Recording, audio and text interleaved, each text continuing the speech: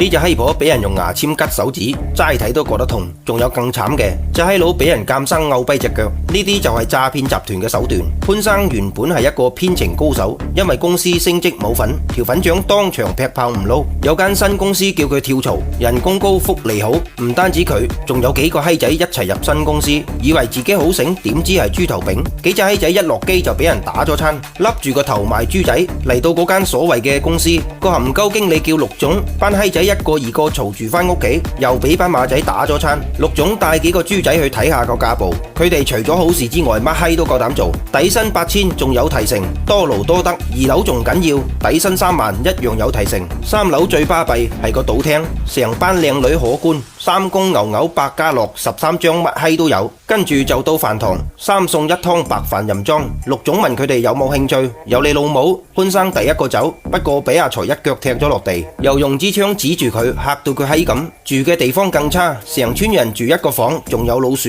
喺呢度同坐監冇乜分別。每日開工前，陸總都會同班豬仔洗腦。屌佢老母，仲有個口號：今天當老闆，明天睡地板。唔係，搞錯，今天睡地板，明天當老闆。班豬仔好似食咗散裝偉哥咁。潘生焗住做咗客服，但係佢每日都想走佬，寫咗張紙諗住喺屎坑掉出去，可惜衰咗，連尿兜都踩閪爛埋。喺屎坑第一次見到可觀 Anna， 佢係自願留喺度嘅。Anna 本身係個 model， 因為有人用佢個樣印小卡片，周街派嗰種。公司話有損形象，解除咗合同，尾數都冇得收，冇公開就接啲私單，點知係拍嗰啲你哋都中意睇嘅相。Anna 肯定唔制啦，但隻閪仔話褲都除埋，同佢講呢啲嘢，唔制都得，回水3萬銀。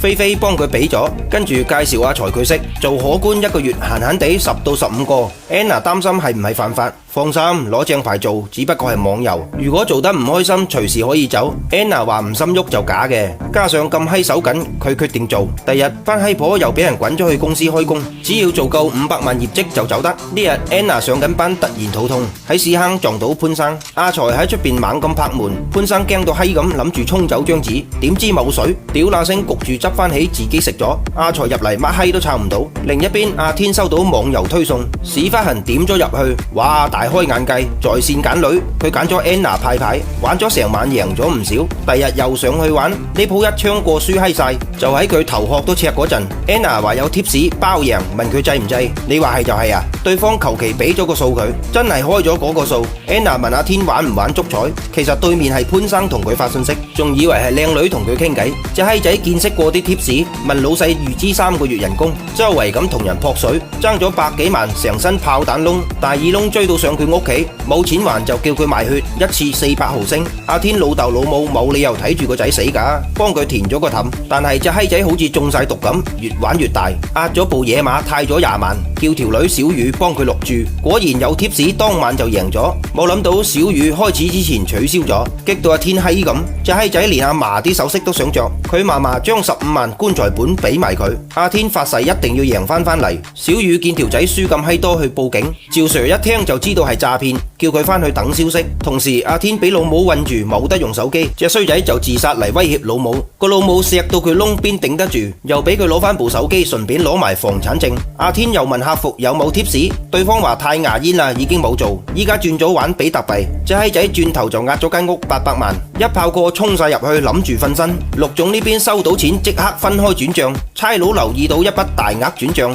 打電話提醒隻閪仔，點知電話都吸埋，8鳩幾個豬仔一人一張卡去櫃員機攞現金。阿天仲十下諗住翻身，冇諗到客服拉黑咗佢，呢鋪含鳩都冇味。佢老豆老母揾仔揾到工作室，阿天冇面見佢哋，選擇跳樓。本嚟係個淒慘嘅故事，但陸總呢邊話知你死，燒炮仗開慶功宴嗨到閪咁，當眾表揚最大功臣 Anna， 仲幫潘生慶祝生日。由於太高興啦，現場派利是。Anna 已經做夠500萬業績，係時候走啦。但含鳩陸總講嘢冇口齒，又要佢做多2000萬，仲要請佢食腸仔。好彩潘生救咗 Anna， 佢願意同陸總合作，整個新程序，只要輸錯3次密碼就自動刪除數據庫，全部嘢都用陸總部手機控制，所以班豬仔可以炒得啦，一年慳翻唔少人工。把口就咁講，但個心冇一日唔想走嘅。潘生喺張銀紙寫咗串數字，成班人出去玩嗰陣揾機會使出去，可惜衰咗。翻去嗰陣含鳩陸總晒緊銀紙，個冚家產話放得來驚發毛。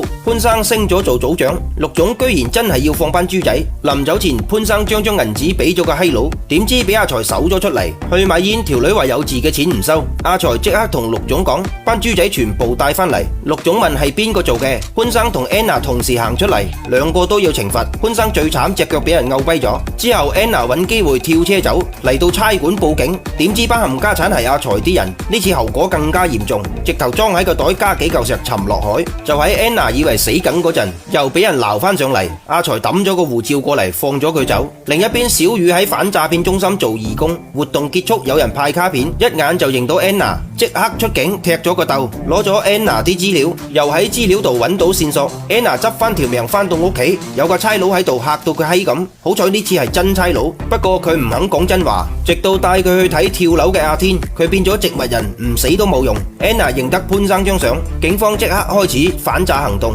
佢哋好做得嘢，好快就鎖定目標，陸總同阿財兩條契弟，直接就踢咗其中一個竇，可惜係啲茄喱啡，陸總已經走咗啦。當晚趙 Sir 俾班爛春袋包圍，喊打喊殺，爭啲死咗喺度，好彩當地出警搞掂佢哋。趙 Sir 冇晒辦法，派出所班仆街唔出力，就算班多啲人過嚟又冇執法權，簽證又快到期，死死地氣諗住翻去，好彩天無絕人之路。肥仔報警，潘生之前發過微信俾佢，入邊有料到，查到另一個竇，入邊好多小學雞做人質，每日百鳩幾份外賣，但要有指紋先可以入去。Anna 明顯係錄過指紋嘅。第日潘生食緊飯，喺個包入邊見到張紙，好閪辛苦整響個消防報警，消防隊出警好閪快，仲有大批特警，班小學雞全部出去外邊。陸總睇到監控見到 Anna， 知道阿財昆佢，阿財隻柒頭先下手為強，冇諗到陸總唔殺佢，仲叫佢刪晒啲監控，跟住叫班豬仔掟爛啲電腦。呢個時候趙 Sir 佢哋已經嚟到，潘生要陸總部手機，個程序當初留咗後門，趙 Sir 想攞部手機，點知阿財開槍打中佢隻手，特警跟住勒低阿財，現場七國咁亂，更多嘅差佬入嚟撳住班豬仔，